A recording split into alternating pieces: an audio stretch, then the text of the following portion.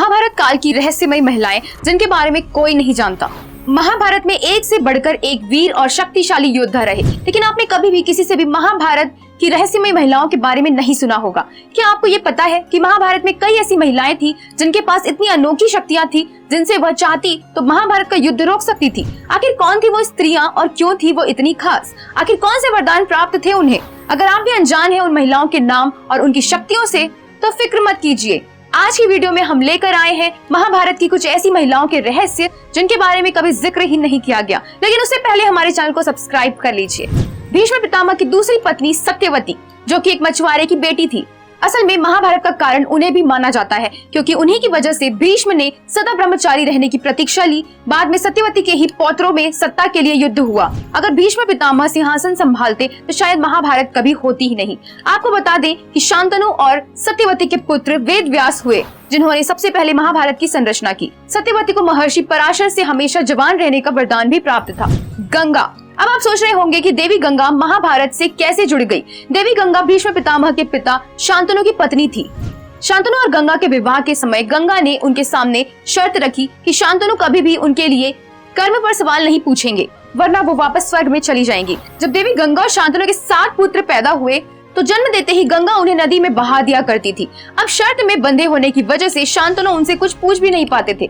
लेकिन जब उनके 8वें पुत्र भीष्म पैदा हुए तब शांतनु ने उन्हें रोककर पूछ ही लिया कि आखिर वो ऐसा क्यों करती हैं। तब गंगा ने बताया कि उनके सभी पुत्र श्रापित थे और इसके बाद वो भीष्म को शांतनु को देकर वापस स्वर्ग चली गई। इसके बाद नाम आता है महाराज पांडु की पत्नी कुंती का। कुंती के बारे में तो आप सभी जानते हैं कि कुंती को वरदान प्राप्त था कि वह जिस भी देवता का आवाहन करेंगी उनसे उन्हें पुत्र की प्राप्ति हो जाएगी, जिसके कारण शादी से पहले उन्होंने सूर्य देव का आवाहन करके कर्ण को पाया था। पांडु को मिले श्राप के कारण कुंती ने अलग अलग देवताओं का आवाहन कर युधिष्ठिर, भीम और अर्जुन को पुत्र रूप में पाया और इसी कला से माद्री को नकुल और सहदेव प्राप्त हुए।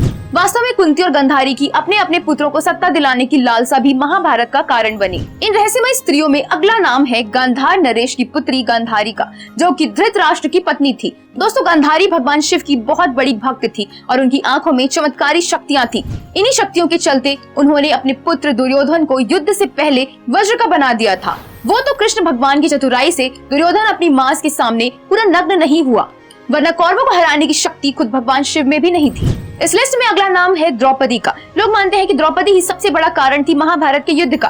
द्रौपदी को सदैव कुंवारी रहने का वरदान प्राप्त था। इसी कारण 5 पतियों के साथ संबंध स्थापित करने के बाद भी वो सदैव कुंवारी रही। द्रौपदी के अपमान का ही परिणाम महाभारत था।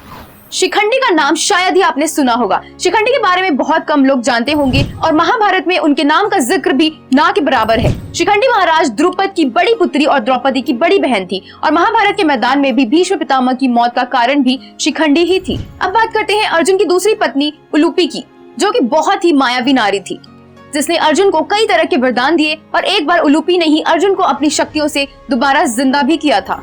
दुर्योधन की पत्नी भानुमति, जिसके बारे में मुश्किल से किसी ने सुना होगा। महाभारत के अनुसार भानुमति बहुत ही सुंदर और ताकतवर स्त्री थी। उसे युद्ध की सारी कलाएं आती थी और कुश्ती में वह दुर्योधन को भी हरा देती थी। हिडिंबा का नाम तो सभी ने सुना ही होगा। वो एक राक्षसी थी जिसे भीम से प्रेम हो गया था और फिर उसने सुंदर कन्या का रूप धारण करके भीम से विवाह किया और उनका एक पुत्र पैदा हुआ जिसका नाम था घटोत्कच, जो भीम से भी ज्यादा शक्तिशाली था। दोस्तों, वीडियो की सारी जानकारियां हम इंटरनेट और महाभारत से लेकर आए हैं। किसी भी धर्म की आस्था को ठेस पहुंचाना हमारा लक्ष्य नहीं है।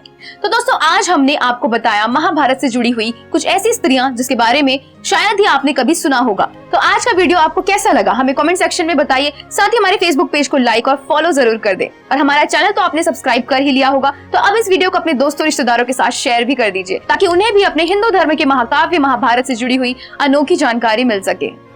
धन्यवाद।